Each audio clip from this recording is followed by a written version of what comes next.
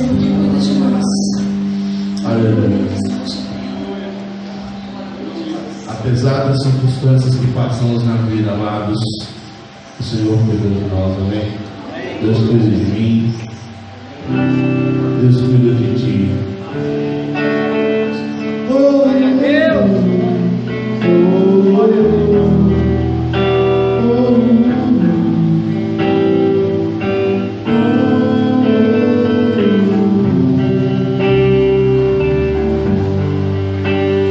Eu preciso aprender um pouco a viver, preciso aprender um pouco a ler, eu preciso aprender mais de Deus, porque Ele é quem cuida de mim.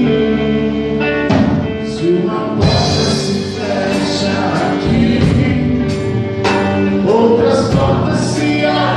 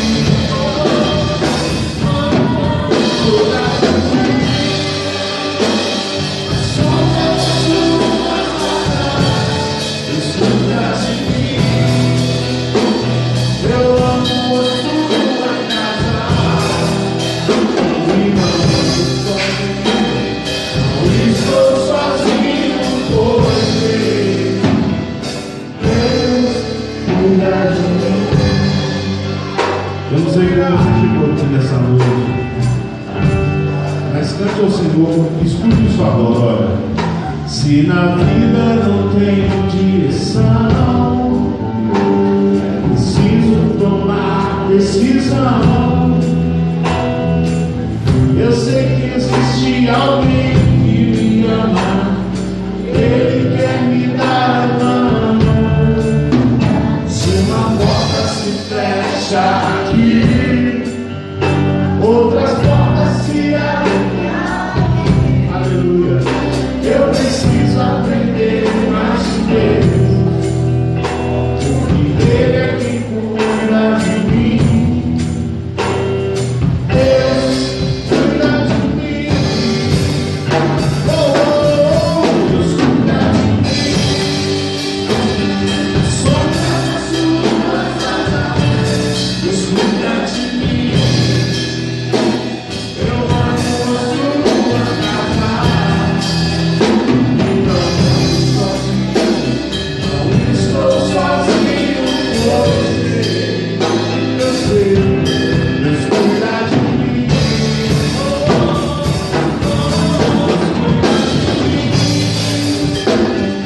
Sombra das suas asas, Deus cuida de mim. Eu amo a sua casa, não ando sozinho, não estou sozinho, pois Deus cuida de mim. Cante comigo, Deus cuida de mim. Na sombra das suas asas, aleluia, Deus cuida de mim. Eu amo a sua casa e não ando sozinho, não estou sozinho. Você não está só, amado. Deus cuida de mim. Deus cuida de mim. Na sombra das suas asas, Deus cuida de mim.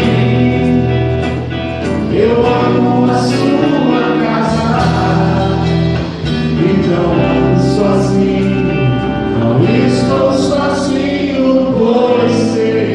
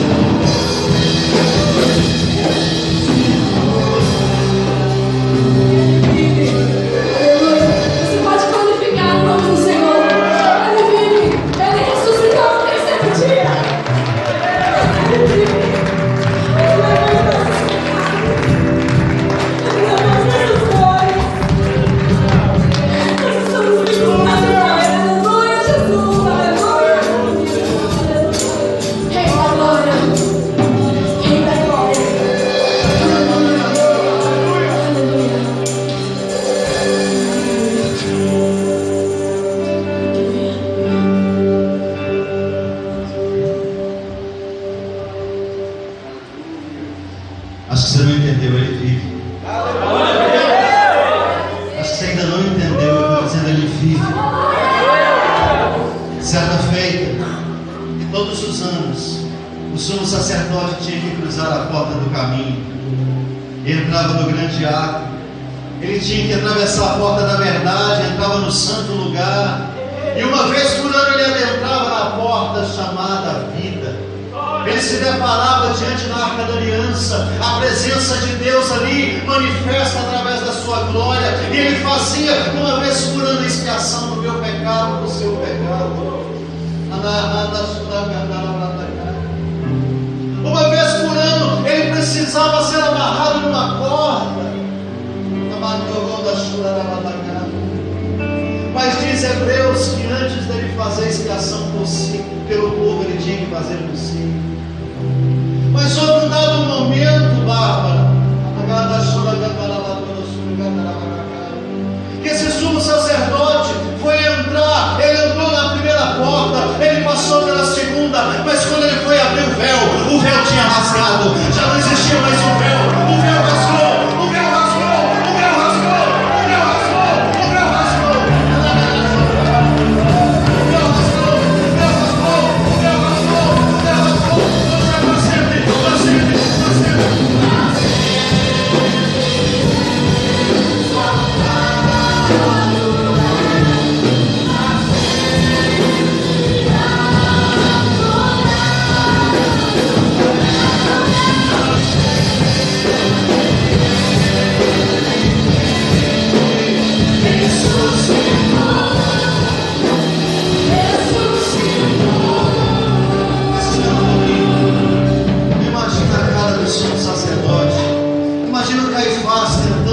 Oferta pelo pecado do povo. Já não existia mais o bode expiatório, já não existia mais o véu. A glória do Senhor já não estava naquele santo dos santos. Enquanto Caifás estava lá tentando fazer a expiação, o cordeiro que estava no centro da terra, que ficou 30 anos se preparando para o ministério de 3 anos, que culminava em 3 horas de crucificação, levaram ele a 3 dias no fundo da terra. Imagina, ele chegou lá na terra, no fundo da terra, e disse assim: me dá essa chave. Amém. Eu quero a chave da morte agora.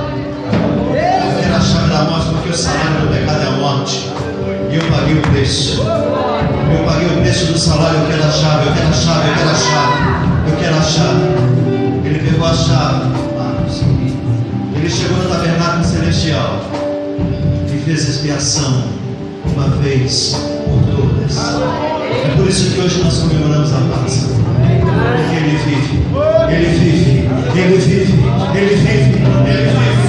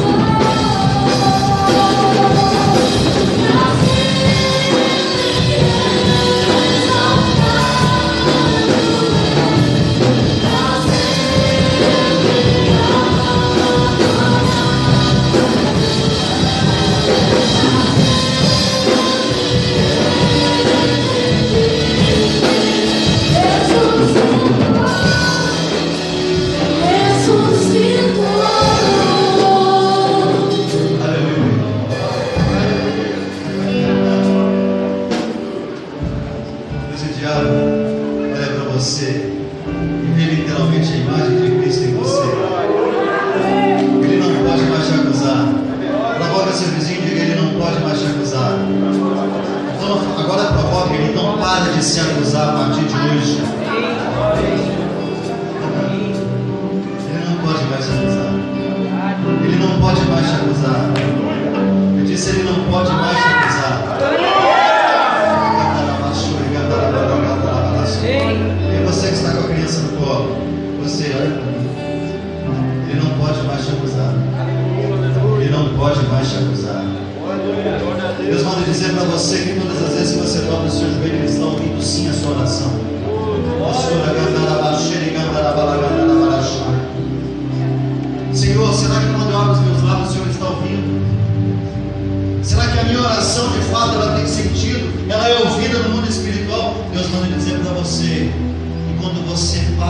te dê para abrir os lábios. Cada palavra sua é colhida em cálices de ouro e colocada no trono da glória.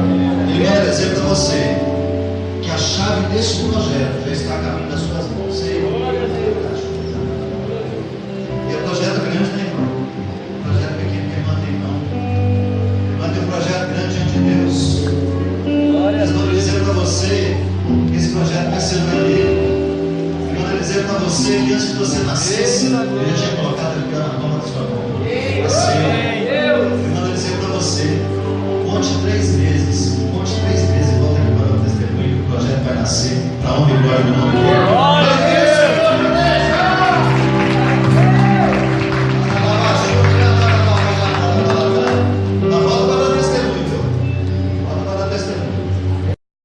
Fé não vem pela consagração. A tua palavra nos afirma que a fé vem pelo ouvir e ouvir a pregação da tua palavra.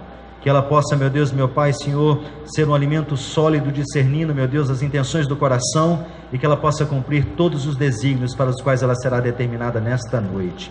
Usa o teu filho com poder, com graça e com autoridade, em nome de Jesus. Amém. Amém, querido. Glória a Deus. Você pode se assentar? Graças a Deus. O pastor hoje me deu uma missão, né? E a gente está aqui para servir a Deus. Então eu faço com todo temor e com todo tremor na presença do Senhor, queridos. Que Deus possa falar ao seu coração, assim como Ele falou comigo enquanto eu preparei essa mensagem. Mas antes de entrar na palavra, queria só dar alguns avisos importantes da nossa igreja. Para quem não sabe, temos também a nossa campanha contínua aqui da cesta básica. Nós montamos cesta básica para os irmãos da igreja em necessidade. Então, se você, né, tem condições e pode colaborar, né, com essas pessoas, né, nós recolhemos em todos os nossos cultos, das 19h30 do domingo às 19h e da quarta-feira às 19h30. Então você pode colaborar conosco, podendo abençoar outras famílias que por algum motivo estão passando por necessidade. Amém? Posso contar com a sua ajuda, amados? Deus abençoe também com poder. E também temos as nossas células que são realizadas às quintas-feiras. Temos 4 células na igreja, espalhadas aqui na região, no bairro. Então, se você tem alguma dúvida ou quer saber onde está essa célula, pode me procurar ao final do culto, que eu vou direcioná-los para que você possa fazer parte de uma comunhão, de uma família que prima pela palavra de Deus e que tem, nesse compartilhar da célula, alcançado vidas e fazendo a vontade de Deus. Amém? Glória a Deus por isso. Queria convidar você a abrir a sua Bíblia no Evangelho de João. João 19, nós vamos ler do 28 ao 30. Diz a palavra: depois, vendo Jesus que tudo já estava consumado, para se cumprir a Escritura, disse: tenho sede. 29. Estava ali um vaso cheio de vinagre. Embeberam de vinagre uma esponja e, fixando-a num caniço de isopo, lhe chegaram à boca. Quando, pois, Jesus tomou o vinagre, disse: está consumado. E, inclinando a cabeça, rendeu o Espírito.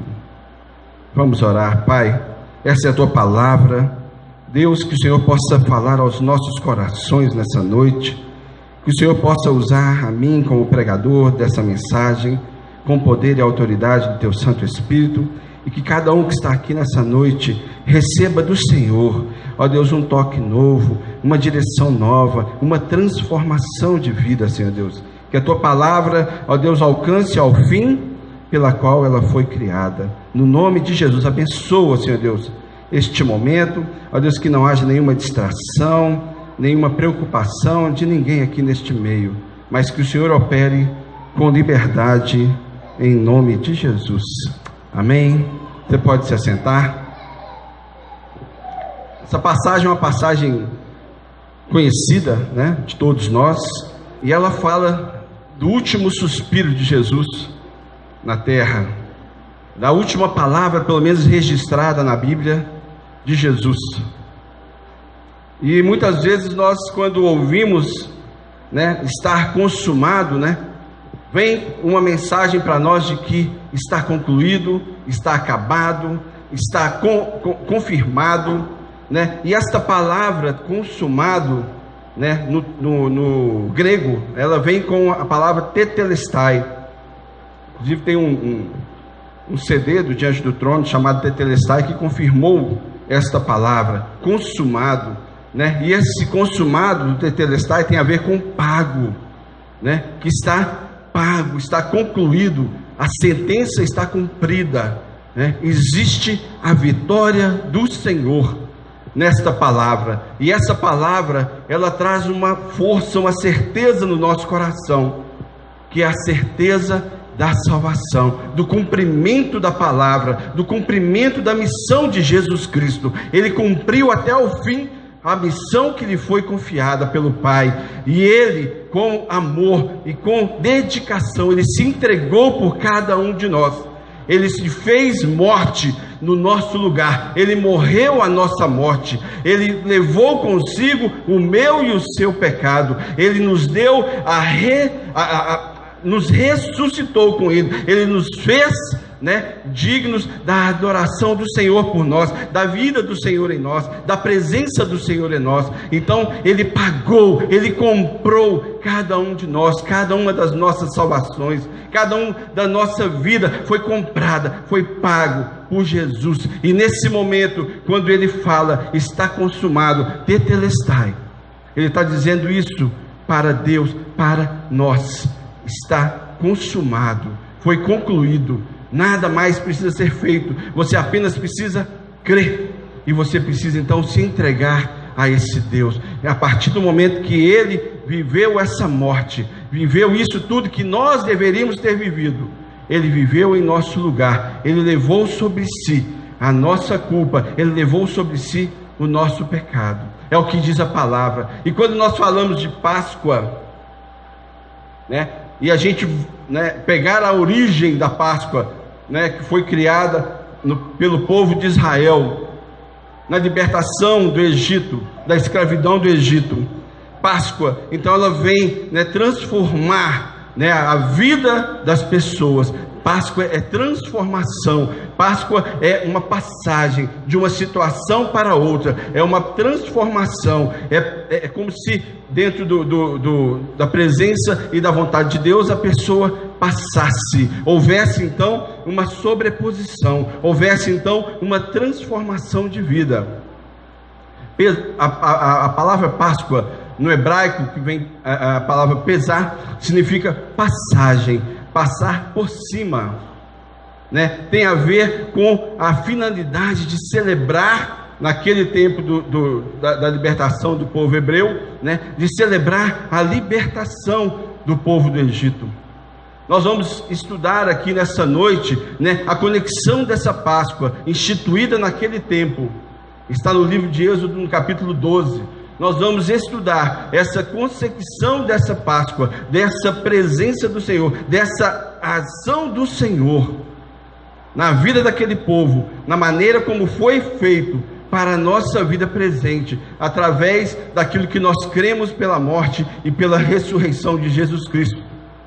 É dentro dessa percepção, nós vamos então caminhar em transformação, vamos caminhar na nossa vida, mudando a nossa história, mudando o nosso caminhar, mudando a nossa forma de perceber as coisas, e através disso, termos uma vida que também alcance outras vidas, para que transforme outras vidas, para que através de nós, outras vidas também sejam alcançadas, e sejam alcançadas por essa salvação, por essa vida plena que só Jesus pode nos conceder.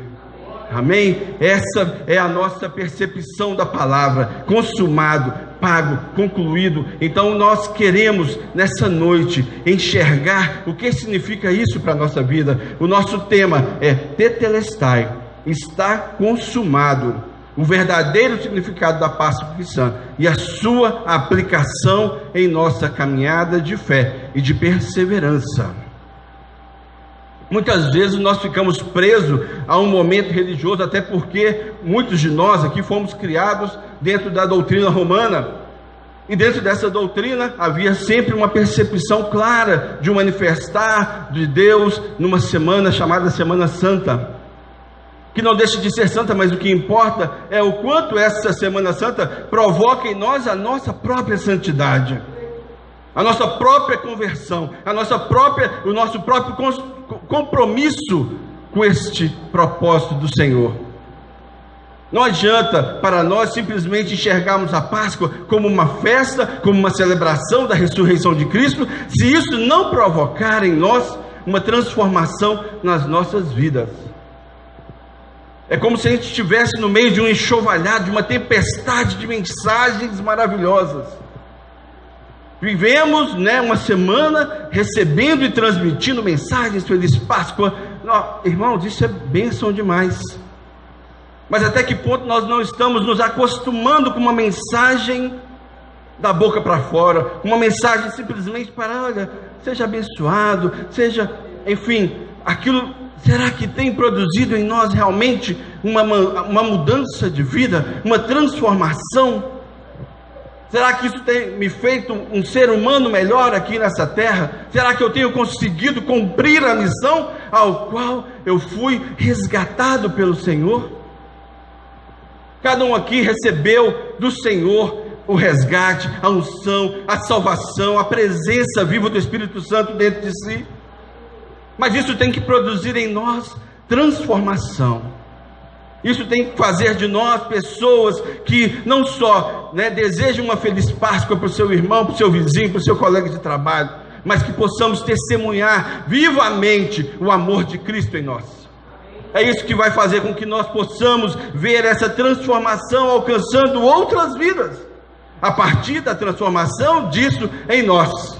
Páscoa passa por cima. Por que passa por cima? Porque vai além da nossa própria limitação, porque não depende de mim, mas quem fez não fui eu e nem você, foi Jesus Cristo. É Ele que morreu na cruz por nós.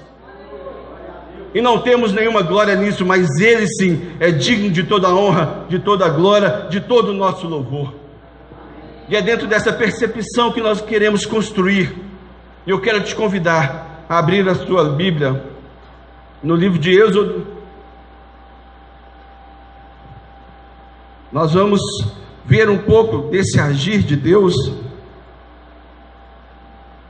na libertação do povo de Israel da escravidão.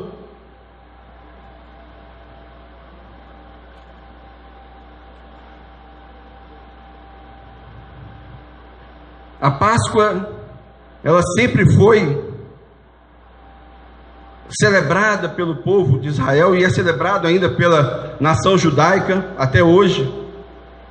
E ela meio que coincide, aqui no hemisfério sul com o início do outono e no hemisfério norte com o início da primavera. O domingo de Páscoa é o primeiro domingo vivendo, a primeira semana da lua cheia no outono, no hemisfério sul, e na primavera no hemisfério norte. E também a Páscoa fala de um momento de colheita, de início de plantação, de semeadura. Então essa percepção, esse momento era um momento muito importante para o povo de Israel. Quando veio a direção do Senhor para Moisés, seria a 10ª praga, ao Egito, que seria a morte dos primogênitos. Deus dá a direção para Moisés e dá a direção do que ele deveria fazer e como ele deveria orientar aquele povo naquele momento, para que a partir dali uma nova história passasse a acontecer para eles. A história de libertação, de saída de um processo de escravidão que já tinha mais de 400 anos.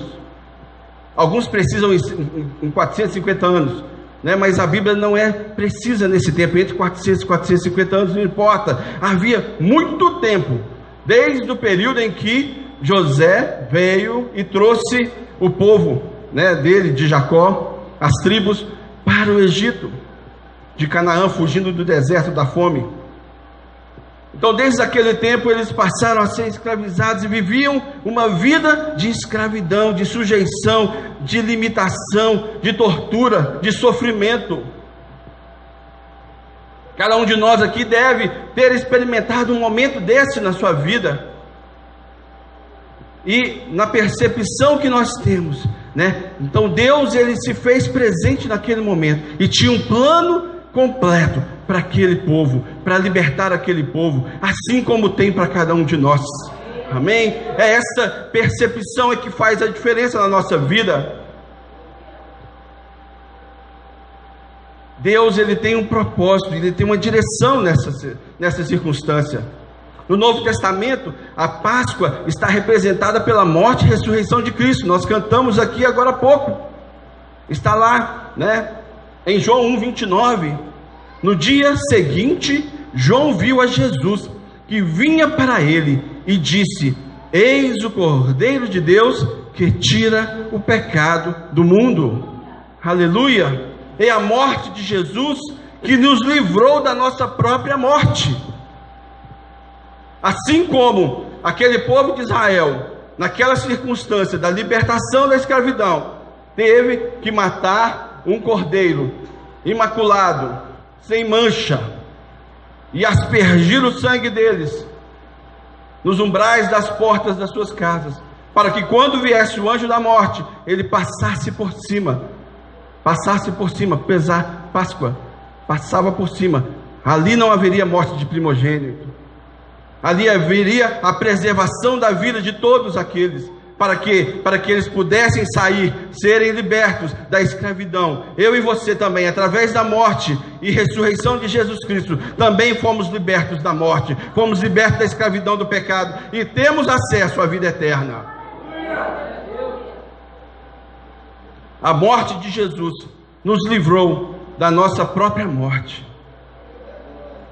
E eu tenho para mim que toda a Escritura está lá em 2 Timóteo, no capítulo 3, no verso 16 e 17, que toda a Escritura é divinamente inspirada e proveitosa para ensinar, para redarguir, para corrigir, para instruir em justiça, para que o homem de Deus seja perfeito e perfeitamente instruído para toda a boa obra.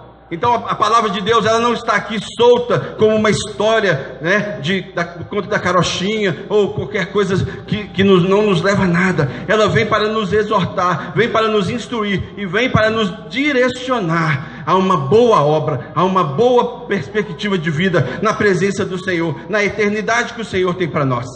Então é isso que eu quero nessa noite passar aos irmãos, através da palavra de Deus, o que ela diz para nós a respeito de Páscoa, a respeito de Jesus Cristo, a respeito daquilo que Ele fez e faz por nós a cada dia. É isso que vai fazer a transformação da nossa vida, é isso que vai nos levar além, é isso que vai nos levar além. Amém? Então a palavra deve ser aplicada em nós, inspirada para nós, para nos trazer direcionamento, para nos trazer uma mensagem de vida, de abundância, de libertação e de transformação. Então, eu vou falar de algumas características ou de algumas percepções que esta passagem, que este momento, que esta realidade da Páscoa faz a cada um de nós, e o que nós, representados por esta palavra, devemos nos posicionar para alcançar aquilo que Deus tem para nós. Nesta noite nós vamos celebrar a ceia do Senhor. Eu até pedi ao pastor Cássio a liberdade de fazer a ceia hoje, no primeiro domingo do mês. Mas por quê? Porque nós vamos ver a partir daqui que existe uma conexão direta entre a realidade daquele momento, daquele sacrifício pascal, com a nossa realidade da celebração da ceia do Senhor. E a partir dessa realidade nós possamos ter um entendimento muito claro do que é isso. Nós não estamos aqui cumprindo um ritual religioso, mas nós vamos saber por que nós fazemos tudo isso que nós fazemos. Amém? Então a primeira característica, ou o primeiro entendimento que nós devemos ter nessa noite, é que o livramento da morte depende da morte do Cordeiro. O livramento da morte depende da morte do Cordeiro. Está lá em Êxodo, no capítulo 12, do verso 3 ao verso 6.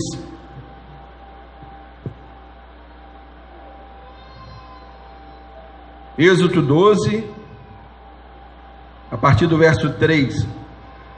Falai a toda a congregação de Israel, dizendo: aos 10 deste mês, cada um tomará para si um cordeiro, segundo a casa dos pais, um cordeiro para cada família. Mas se a família for pequena para um cordeiro, então convidará ele o seu vizinho mais próximo, conforme o número das almas, conforme o que cada um puder comer. Por aí calculareis quantos bastem para o cordeiro. E o cordeiro será sem defeito, macho de 1 ano. Podereis tomar um cordeiro ou um cabrito. O guardareis até o 14º dia deste mês. E todo o ajuntamento da congregação de Israel o imolará no crepúsculo da tarde. Então, o livramento da morte depende da morte do Cordeiro. Quando a Páscoa foi instituída, então, Deus ordenou a Moisés para que cada família providenciasse, matar um cordeiro ou um cabrito. Matar, para quê? Para que eles pudessem aspergir o sangue na porta das ombreiras, da porta das suas casas. Haveria ali um direcionamento para que o anjo do Senhor, ao ver o sangue nas portas, passasse por cima, sem matar nenhum dos primogênitos de Israel. Então haveria uma necessidade para que a morte de um cordeiro fosse necessário, para que não houvesse morte no arraial de Israel, na congregação de Israel. Haveria então uma necessidade, pois não foi a vida do cordeiro que trouxe a salvação, mas a morte do cordeiro, para que haja remissão dos pecados. Havia a necessidade do sangue, havia então a necessidade da morte do cordeiro. Assim também aconteceu com Jesus Cristo. Também fomos libertados, fomos salvos pela morte de Jesus. Foi essa certeza, foi essa ação, esse amor incondicional de Deus por nós, porque Ele morreu a nossa morte. Está lá em Romanos, no capítulo 5, a partir do verso 8. Romanos 5, a partir do verso 8 diz: mas Deus prova o seu amor para conosco, em que Cristo morreu por nós, sendo nós ainda pecadores. Logo, muito mais agora, tendo sido justificados pelo seu sangue, seremos por ele salvos da ira. Porque se nós, sendo inimigos, fomos reconciliados com Deus pela morte de seu Filho, muito mais, tendo sido já reconciliados, seremos salvos por sua vida. Aleluia! Então há essa certeza para nós, que Jesus morreu a nossa morte. Através da morte dele, nós tivemos então acesso à vida. Ele morreu por nós, ainda nós pecadores. O ato de Jesus não está condicionado à minha ou à sua atitude. O ato de Jesus não está condicionado a você ser bom ou você não ser bom. O ato de Jesus, ele é incondicional, porque é um ato de amor. É um ato de amor que alcança a nós, ainda pecadores, sujos no meio da lama. Quantos aqui foram resgatados, queridos, da lama? Você não é mais merecedor do que ninguém, mas é o amor de Deus que faz isso por você. É a morte de Jesus. Ele morreu a nossa morte. Graças a Ele, nós temos acesso à vida eterna. Graças a essa atitude de amor incondicional. Ele não esperava que todos nós aceitássemos a Ele, mas Ele fez assim mesmo, por amor. Ele fez assim mesmo, porque Ele nos ama. O amor de Deus, né, se configura para nós. Então, para que alguém tivesse, né, o livramento da morte, haveria então a morte do Cordeiro.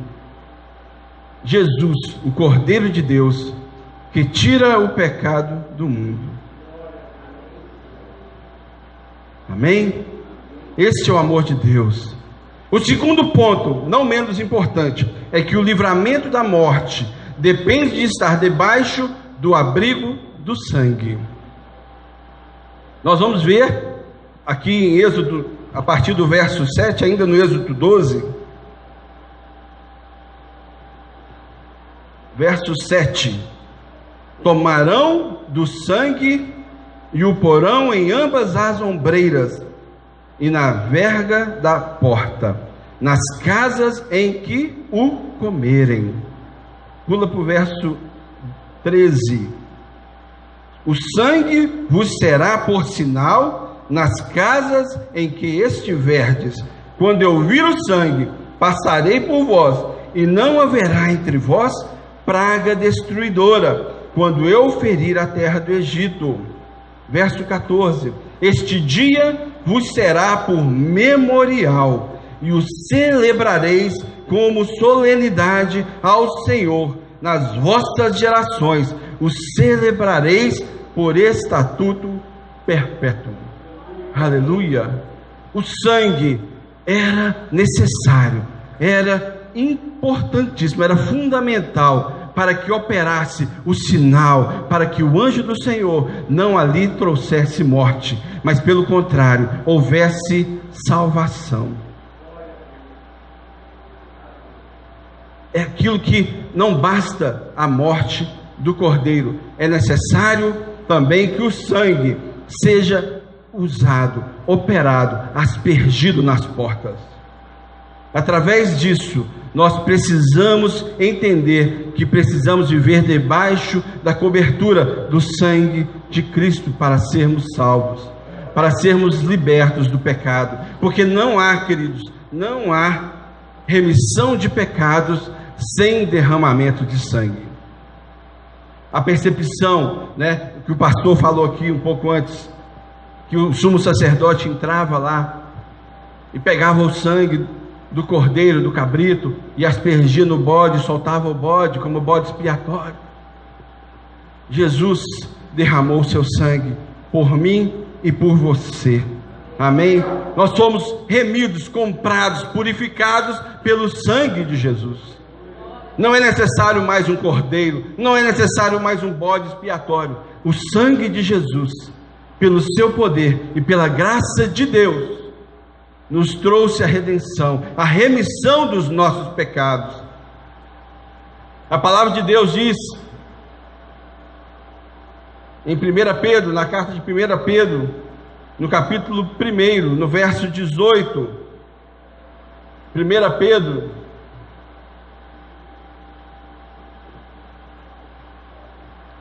capítulo 1, verso 18 ao 20, diz assim: sabendo que não foi com coisas corruptíveis, como prata ou ouro, que fostes resgatados da vossa vã maneira de viver, que por tradição recebeste dos vossos pais, mas com o precioso sangue de Cristo, como de um cordeiro imaculado e incontaminado, o qual, na verdade, em outro tempo foi conhecido, ainda antes da fundação do mundo, mas manifestado nesses últimos tempos por amor de vós.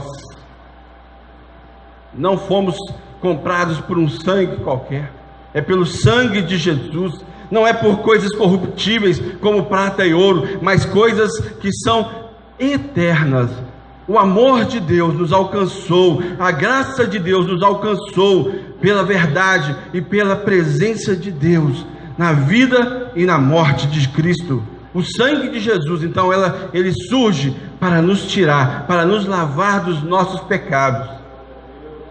Por isso que não há em nós, queridos, espaço para permanecermos vivendo em pecado. Por isso que vem contra nós um constrangimento absurdo de chegarmos e falarmos: espera aí, querido, não, essa tentação não me vem, este convite não me interessa, porque o sangue de Jesus me lavou dos meus pecados, e Ele me capacita a vencer a morte, vencer a tentação. Não há tentação maior do que aquela que você é capaz de resistir. Não adianta falar: a carne é fraca. Você tem que ser forte em Jesus. É o sangue de Cristo que nos lava, que nos traz essa certeza, essa proteção. Então, quando nós saímos dessa proteção, quando nós nos desguarnecemos, viramos presa fácil. Por isso a importância da igreja, queridos. Muitos falam: nossa, eu posso fazer as minhas orações em casa, eu não preciso de igreja. Igreja tem um monte de gente pecadora lá, para que eu vou lá? Aqui é lugar da gente compartilhar das nossas dores juntos, é lugar da gente se estabelecer em comunhão, é lugar de um ajudar o outro, é lugar de um orar pelo outro, é lugar de um exortar ao outro, em amor. Nós vivemos o amor de Deus aqui no nosso meio, nós vivemos a presença de Deus aqui no nosso meio, quando amamos um ao outro, quando nos importamos um com o outro. Deus, Ele se importa com você e comigo, a ponto de dar o seu Filho. Não há amor maior do que esse, e nós não podemos desprezar este amor. Isso tem que nos constranger a cada dia, isso tem que vir no nosso coração e falar: Deus, eu quero te servir, eu quero viver em santidade, porque o Senhor morreu por mim, o Senhor amou a minha vida antes mesmo de eu te conhecer. Quem está me entendendo, queridos? O amor de Deus nos constrange. Então nós precisamos do sangue. Não há remissão de pecados sem derramamento de sangue. E nós fomos remidos, comprados, purificados, justificados, não por nosso merecimento, mas pela graça de Deus. É pela graça de Deus, amado. Fala para o seu vizinho aí: é pela graça de Deus, não é porque você merece, não. Amém? É pela graça de Deus. Terceiro ponto: os que foram libertos pelo sangue precisam se alimentar do Cordeiro. Os que foram libertos pelo sangue precisam se alimentar do Cordeiro. Mas o que é isso, Samuel? Vamos pegar lá a sequência aí do Êxodo 12, a partir do verso 8. Êxodo 12, a partir do verso 8, diz assim: e naquela noite comerão a carne assada no fogo, com pães ázimos ou sem fermento, com ervas amargosas a comerão. Não comereis dele cru, nem cozido em água, senão assado no fogo, a sua cabeça com os seus pés e com a sua fressura. E nada dele deixareis até amanhã, mas o que dele ficar até amanhã queimareis no fogo. Assim, pois, o comereis, os vossos lombos cingidos, os vossos sapatos nos pés e o vosso cajado na mão, e o comereis apressadamente. Esta é a Páscoa do Senhor. E eu passarei pela terra do Egito esta noite, e ferirei todo o primogênito na terra do Egito, desde os homens até aos animais. E em todos os deuses do Egito farei juízos. Eu sou o Senhor. Amém? Por que eles precisavam comer?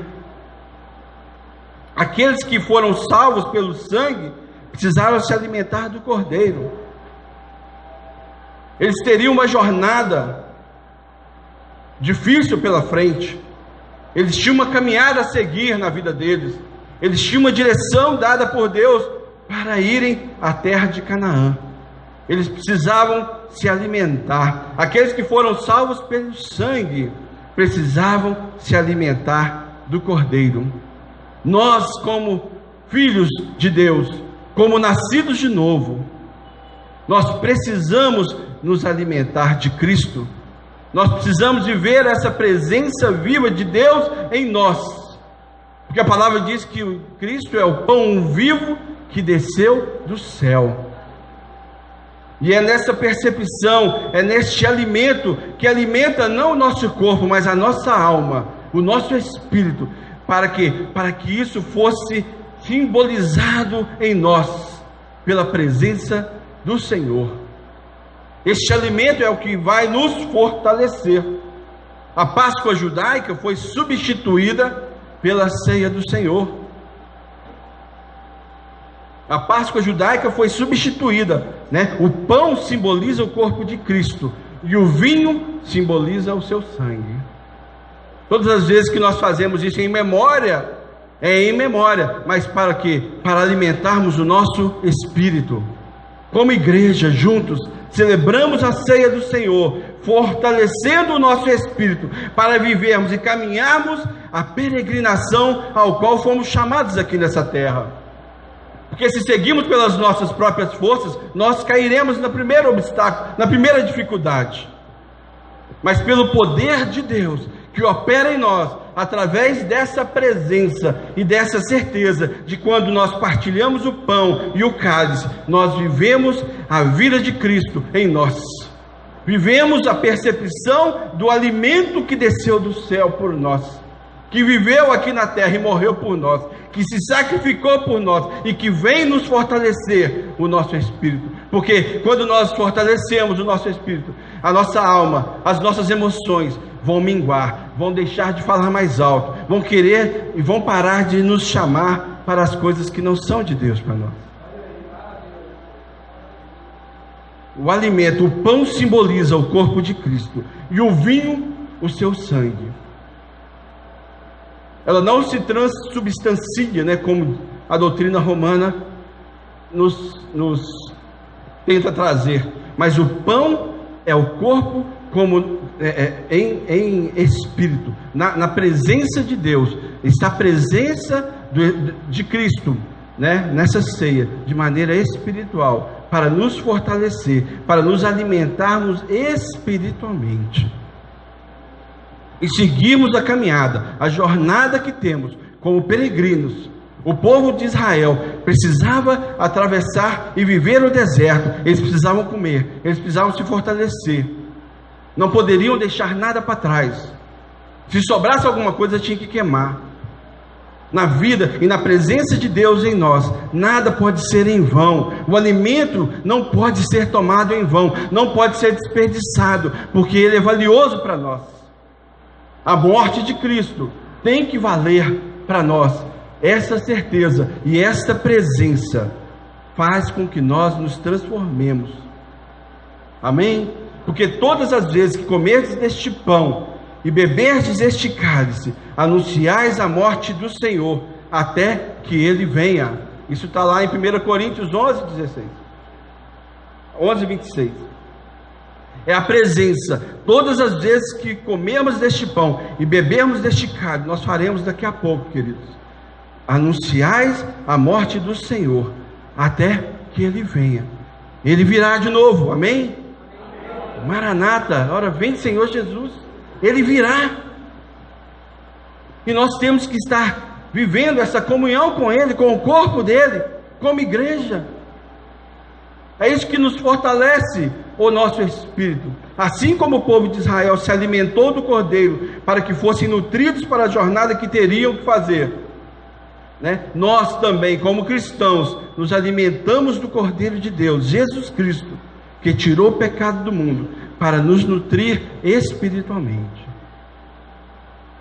As tentações vêm, queridos, as dificuldades vêm, as tribulações vão vir,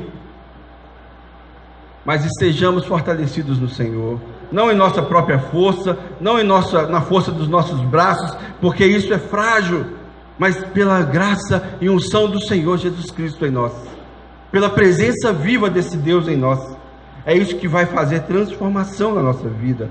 É a nossa peregrinação neste planeta, para vivermos a vida de Cristo em nós. Cristo vive em mim. Aleluia, né? Tem uma música que canta isso.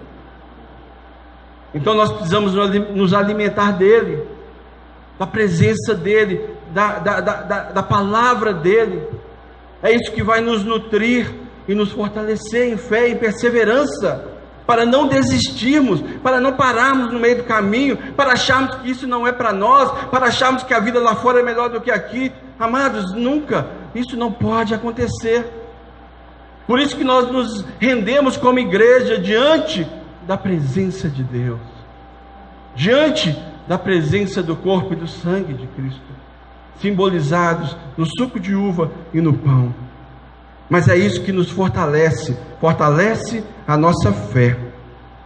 Peregrinação na terra tem que ter a presença de Deus, tem que ter o alimento da palavra de Deus e tem que ter a comunhão na ceia do Senhor, em memória. Nós precisamos lembrar todas as vezes que tomamos do cálice e comemos do seu pão, nós anunciamos a sua morte e ressurreição. Nós cremos que é um Deus que se entregou por nós e que viveu a nossa morte em nosso lugar, para nos darmos alcance para a vida eterna. Amém? A salvação, é isso que vem nos transformar, é isso que vem nos fazer viver a sua plenitude aqui nessa terra. Por mais falhos que nós sejamos, por mais limitados que nós sejamos, nós precisamos buscar deste alimento, precisamos nos fortalecer neste alimento. Amém? O quarto ponto: os que celebram a Páscoa do Senhor precisam lançar fora o fermento da maldade. Está escrito aí também no Êxodo, capítulo 12, a partir do verso 15 até o verso 20. Diz a palavra: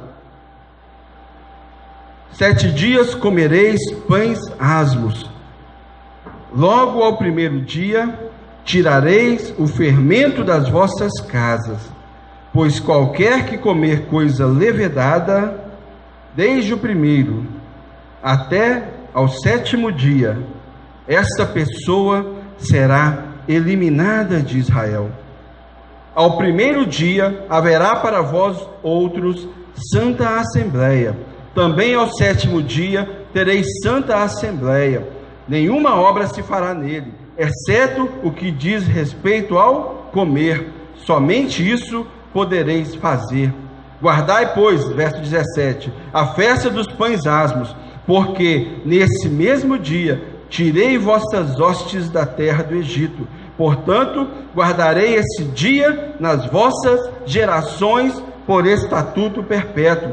Desde o dia 14 do primeiro mês, à tarde, comereis pães asmos, até a tarde do dia 21 do mesmo mês. Por 7 dias, não se ache nenhum fermento nas vossas casas, porque qualquer que comer pão levedado será eliminado da congregação de Israel, tanto o peregrino quanto o natural da terra. Nenhuma coisa levedada comereis em todas as vossas habitações. Comereis, verso 20 aí, comereis pães asmos. Queridos, tire o fermento do pão, tire o fermento da casa. O que quer dizer isso para nós?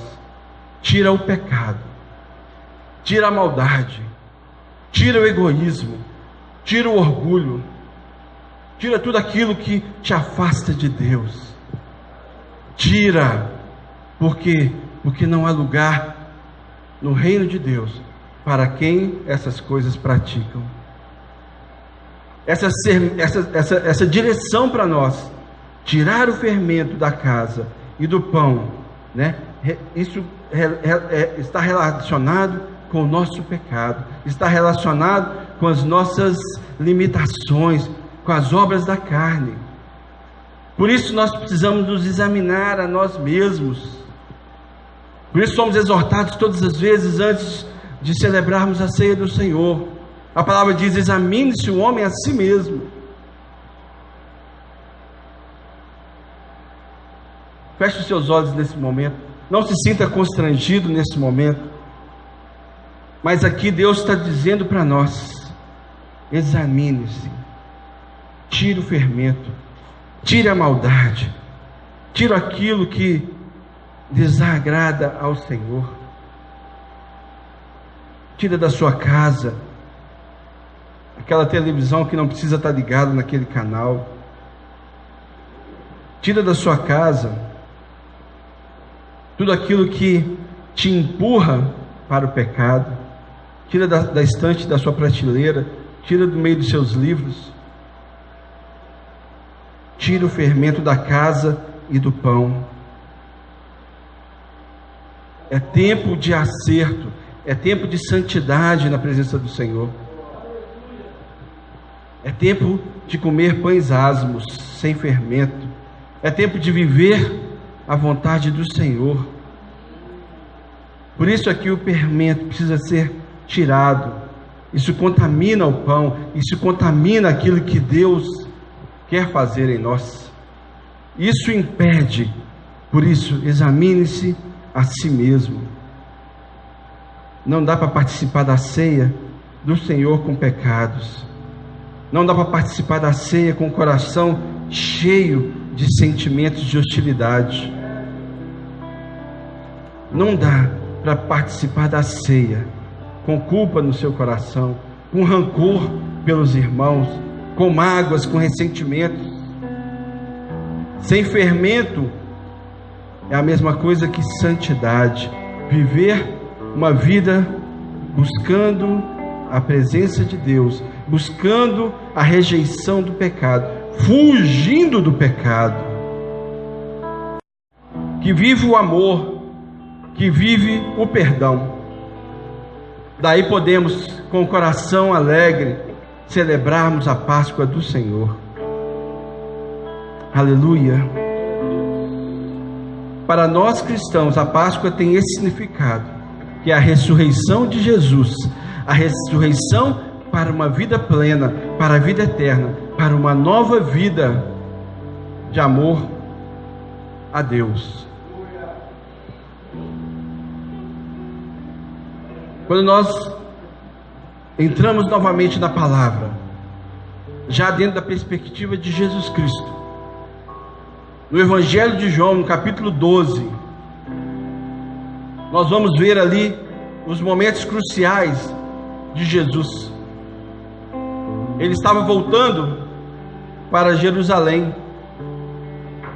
No primeiro momento, naquele capítulo, ele encontra Maria. Maria o adora, lava os pés dele com bálsamo, adora a Jesus. Só que naquele mesmo momento apareceu Judas para criticar aquela adoração, criticar aquilo como um desperdício. E eu tenho uma pequena exortação: nada do que você faz para Deus é desperdício, é em vão. O coração de Judas naquele momento já estava contaminado. O interesse dele era outro, não era de viver a presença e o reino de Deus. Mas ali, Jesus voltando a Betânia, a Jerusalém, ele vive esses momentos, ele vive a experiência de entrar em Jerusalém. E se cumpre ali a profecia de Zacarias 9:9, que ele entraria em cima de um jumentinho. E Jesus entrou ali em cima de um jumentinho.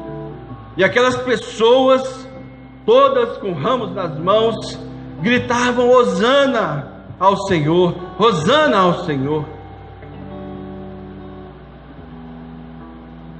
Talvez Jesus pudesse achar que aquele era o momento da glória dele, mas ele sabia que não, porque aquelas mesmas pessoas que gritavam Hosana ao Senhor, pouco tempo depois, estavam no meio da multidão gritando: crucificam-o, crucificam-o, ele é um impostor, crucificam-o.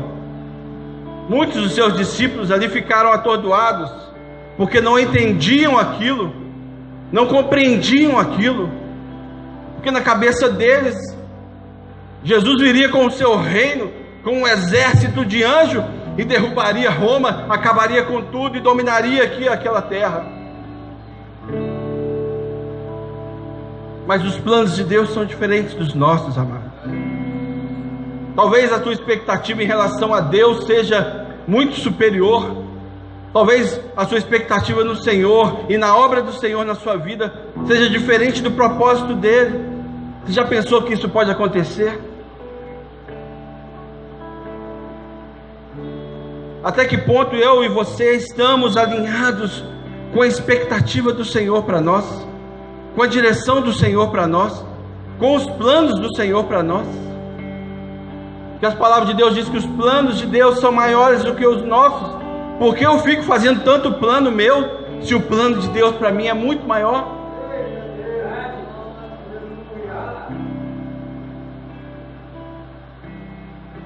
Jesus foi adorado por Maria e foi criticado por Judas.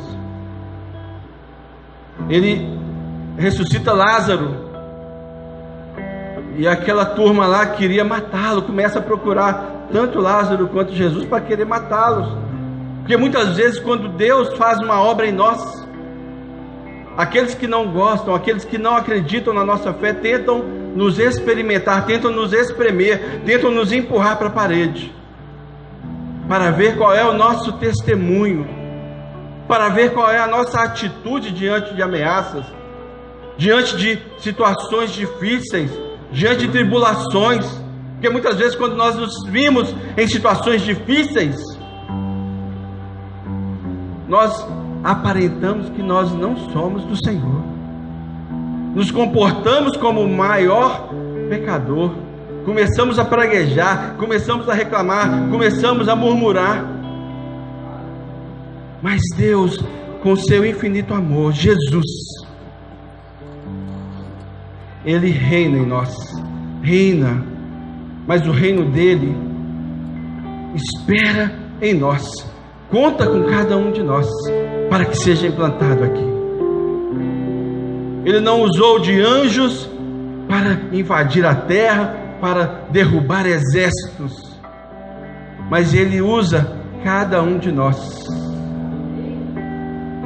Ele conta conosco, e o reino de Deus é implantado em nós e através de nós, através do nosso testemunho, através da nossa fé, através do nosso amor ao que está perdido, através do nosso amor ao que tem fome, ao que tem sede e ao que está faminto, ao que está ao relento. E paradoxalmente, este que está faminto, às vezes está vivendo em mansões, vivendo abundância material, mas uma vida vazia, cheia de nada. E nós, eu e você, queridos, fomos resgatados, remidos pelo sangue de Jesus, com essa missão: alcançar vidas. A mensagem de Cristo para nós é o amor, é a presença viva do seu amor em nós, para que nós possamos manifestar do fruto do Espírito, que é bondade, benignidade, fidelidade, amor, mansidão, domínio próprio. É esta mensagem verdadeira. Jesus, apesar de ter poder sobre todas as coisas, se entregou por cada um de nós, por amor a nós. Muitos não compreenderam naquele momento e mandaram crucificá-lo. Muitos não compreendem ainda hoje. Às vezes muitos dentro da própria igreja ainda não entenderam. Muitos ainda não o conheceram. E muitos ainda só o conheceram de ouvir falar. Como está você nessa história?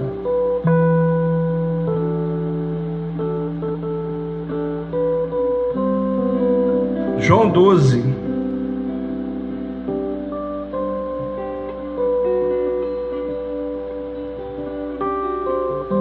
João 12, no verso 13.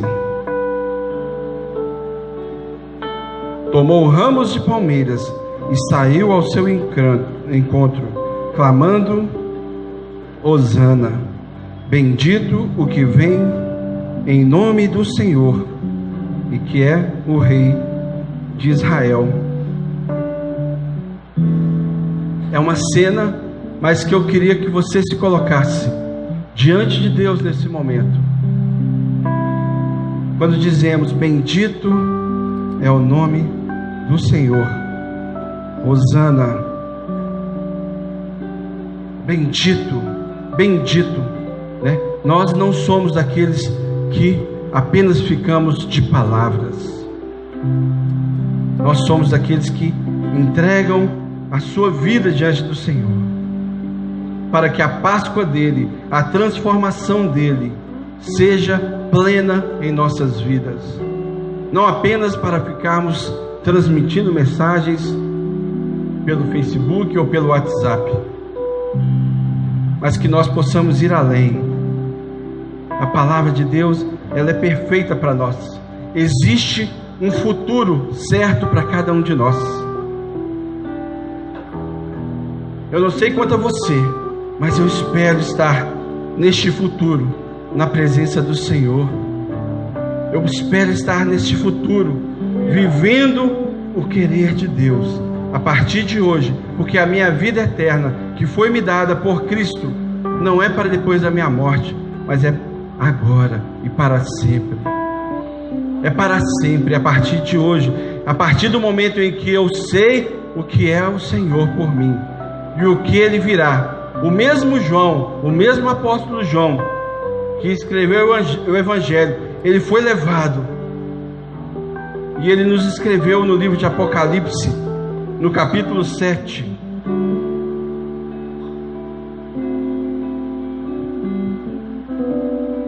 Você pode se colocar de pé? Nós vamos concluir a nossa mensagem. Apocalipse 7, a partir do verso 9. João tem uma revelação do Senhor.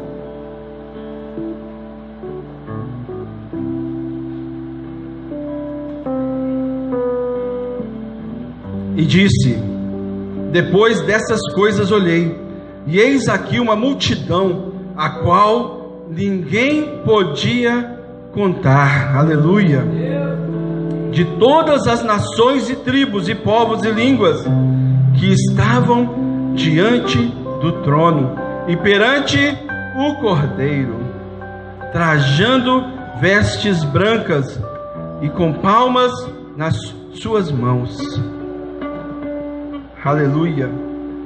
E clamavam com grande voz, dizendo: salvação ao nosso Deus, que está sentado no trono, e ao Cordeiro. E todos os anjos estavam ao redor do trono, e dos anciãos, e dos 4 animais, e prostraram-se diante do trono, sobre os seus rostos, e adoraram a Deus, dizendo: amém, louvor e glória e sabedoria, e ação de graças, e honra, e poder, e força ao nosso Deus, para todo o sempre. Amém? Quem quer estar nesse momento na presença de Deus? Quem quer estar no meio desta multidão que ninguém podia contar? Este é o nosso futuro, amados. Aqueles que perseverarem até o fim irão se encontrar com o Cordeiro diante do trono do Senhor, e nós louvaremos, daremos graças com o nosso coração grato. Mas eu quero te convidar a viver isso a partir de hoje na sua vida. Ação de graças, louvor, honra, glória ao Senhor. Não espere para amanhã. Viva isso hoje na sua vida. Viva isso hoje. Essa é a verdadeira Páscoa. É o Senhor que tem em nós o seu prazer. A presença dele nos basta. E essa é a perspectiva que nós temos em Deus. Ele voltará. Ele voltará. Ele voltará.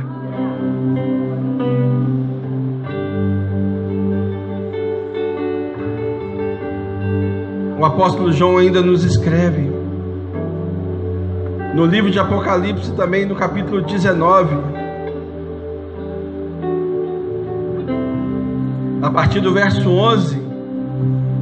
Só que nesse momento Jesus não está mais montado em cima de um jumentinho.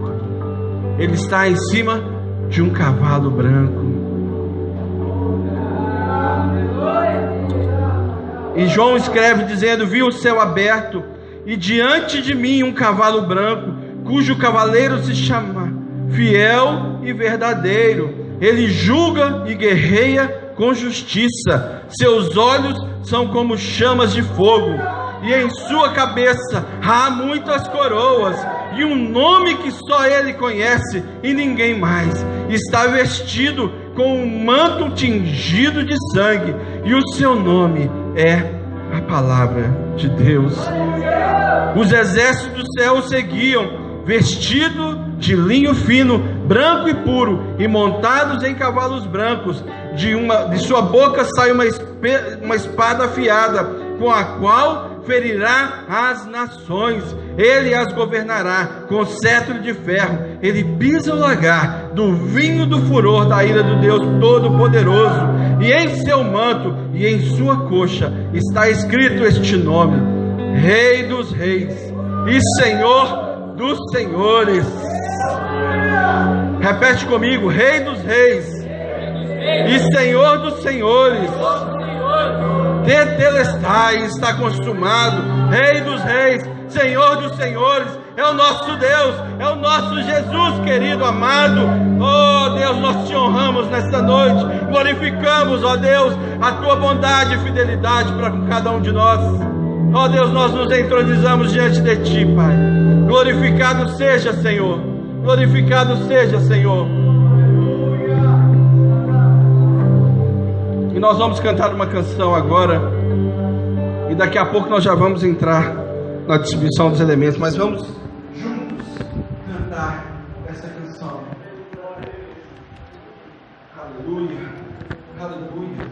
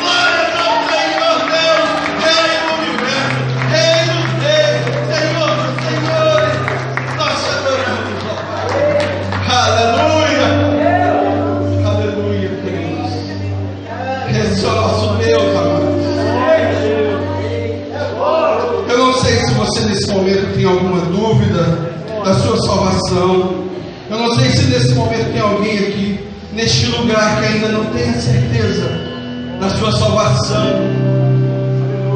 Não sei se tem alguém aqui ainda que não declarou, não confessou a Jesus. Talvez você na sua casa já tenha falado: não, eu acredito em Deus, eu acredito em Jesus. Mas Ele te chama para viver uma vida nova, para viver uma vida plena na presença deste Deus.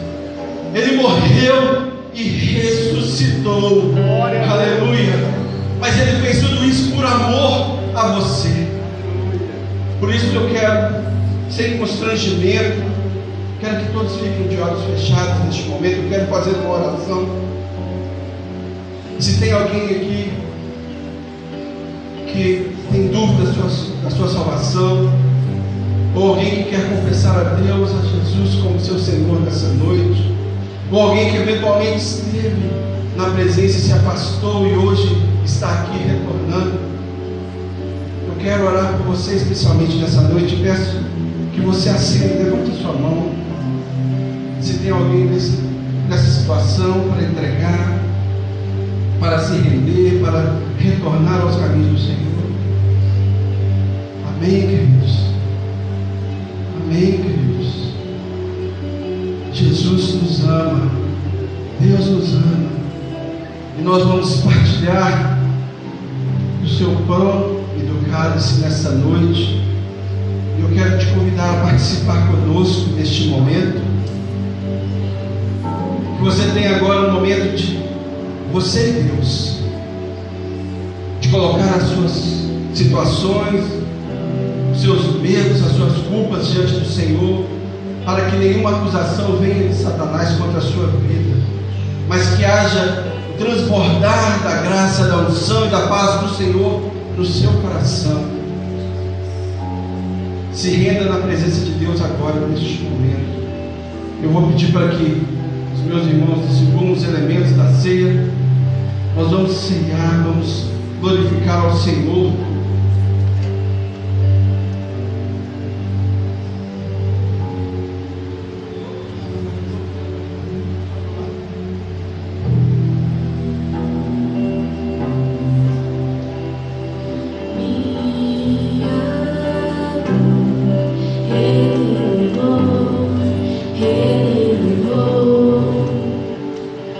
Meu pecado Ele levou.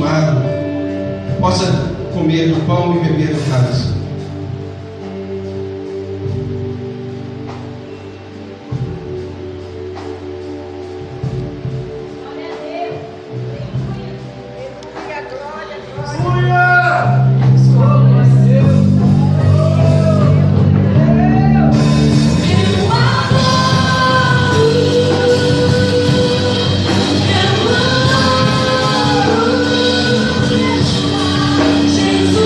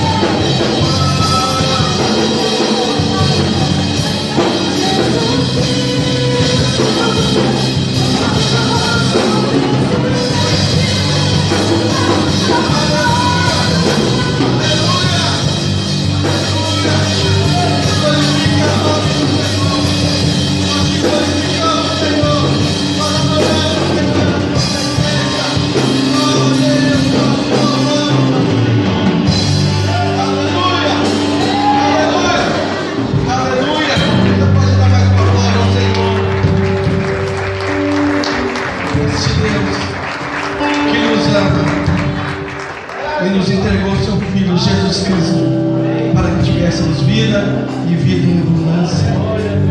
Amém? Glórias ao Senhor por este dia. Glorificamos ao Senhor, Deus, na Páscoa do Senhor, para que isso possa transformar as nossas vidas, ó Pai. O nosso agir, o nosso pensar, o nosso mover. Que de nós, Senhor, nos afastemos do fermento do pecado, daquilo que nos afasta do Senhor, para sermos, ó Deus, transformados de glória em glória, a cada dia, pela tua ação sobre nós, pelo teu poder sobre nós, pela tua graça sobre nós, Senhor. Nós somos gratos ao Senhor, Deus. Oh, Pai, nós sem ti não somos nada, sem a tua presença não somos nada. Por isso, Pai querido, eu oro, ó Deus, pela tua igreja, para que haja o manifestar do Senhor em nós, mudando, transformando a nossa vida, a nossa vida, a nossa vida, a nossa vida do Senhor. Que o Senhor prevaleça em nós. Convém que eu diminua e o Senhor cresça. Convém que seja feita a sua vontade, não a minha. Eu oro pela tua casa, pela tua igreja, por cada família aqui representada. Pode ter famílias aqui, ó Deus, que ainda há pessoas que ainda não foram alcançadas por ti. Pai, nós oramos aqui como igreja. Eu e a minha casa serviremos ao Senhor. Amém. Como igreja nós profetizamos que todas as nossas famílias serão salvas pelo Cordeiro de Deus, pelo Cordeiro que desceu do céu. Este Jesus que alcançou a minha vida e a vida de cada um, irá alcançar ao fim ao que se projetou. E nós aqui como igreja oramos pedindo a glória, a unção do Senhor, quebrando cadeias, quebrando correntes que aprisionam, que escravizam pessoas que tanto amamos na vida de pecado. Pai, que haja o sobrenatural do Senhor, ó Deus, neste mês de abril, nas nossas casas. Que haja o manifestar do Senhor neste mês de abril, nas nossas famílias. Que haja o mover dos céus, em o nome de Jesus, quebrando cadeias, quebrando grilhões, pessoas que estão escravizadas no pecado. Alcança, Pai querido, com o teu poder, na majestade do Senhor, na soberania do Senhor, que para ti, Senhor Deus, não há impossíveis, que para nós muitas vezes nós vemos coisas difíceis, mas o agir do Senhor é soberano, e nós cremos no teu poder. Nós não estamos aqui apenas numa congregação fingindo de que nós cremos, não, nós cremos no Senhor, cremos na tua palavra, cremos no poder que há no nome de Jesus. O sangue de Jesus foi aspergido nos umbrais, nas portas dos nossos lares, e ali não entrará anjo de morte, ali não terá lugar para diabo, não há lugar para Satanás, porque o Senhor reina e vive na nossa vida, na nossa casa, na nossa família. Senhor meu Deus, nós entregamos, ó Pai, e confiamos a nossa história, a nossa casa, a nossa família, os nossos negócios, tudo aquilo que por outra vez, às vezes nos tira a paz, às vezes vem contra nós, trazendo aflição, angústia. Nós nos rendemos a ti, Senhor Deus, para que a tua paz reine e prevaleça sobre nós e em nós. Em nome de Jesus, Pai, abençoamos a tua igreja, para que o manifestar dos céus do Senhor seja sobre cada vida, sobre cada família. Em nome de Jesus, Pai, eu abençoo a tua igreja, abençoo, Deus, cada família aqui, e declaro, a Deus, milagres do Senhor acontecerão em nosso meio, não para nossa honra, não para nossa glória, mas para que o Senhor seja glorificado acima de todas as coisas. Somente tu és digno do nosso louvor e a nossa adoração. Por isso nos entregamos a ti, confiadamente, achegamos a ti, ao trono da graça, e o Senhor tem prazer em nos ouvir. Abençoe-nos, ó Pai. Nos leve em segurança, ó Deus, para nossas casas. Que nós possamos viver não só uma semana repleta das tuas bênçãos, mas todo este mês de abril nós colocamos, ó Deus, em tua presença. Manifesta o teu poder. E nós oramos aqui como igreja, na autoridade do nome de Jesus.